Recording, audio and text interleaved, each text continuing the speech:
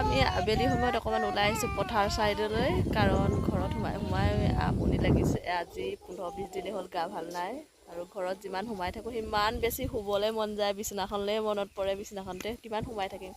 শুই একদম কিবা লাগি গৈছে, আমনি লাগি গৈছে। ভাবিলোঁ অকণমান পথাৰ ছাইডে ওলাই আহোঁ। ওলাই আহিলোঁ, এইটো ৰাস্তা দেখিছে, ৰাস্তাটো একদম পকা ৰাস্তাত ওলাইছেগৈ। আমাৰ ঘৰলৈ অকণমান সোমাই আহিব লাগে। তাৰপিছত এইটো হৈছে আমাৰ খুৰীহঁতৰ ঘৰ। এইটো খুৰীহঁতৰ ফিচাৰী, এইটো দেখিছেনে? খুৰীহঁতৰ ফিচাৰী এইটো, এখন খুৰীহঁতৰ বাৰী। এই খুৰীহঁতৰ ঘৰটো পাৰ হৈয়ে আমাৰ ঘৰটো পায়। তাৰপিছত ৰাস্তাটো পকা ৰাস্তাটো এই সন্মুখত এই চাইডে দেখি আছে যে এইখন বাগানখন দেখিছে যে, এই সন্মুখৰ বাগানখনৰ পোনে পোনে আমাৰ ঘৰটো।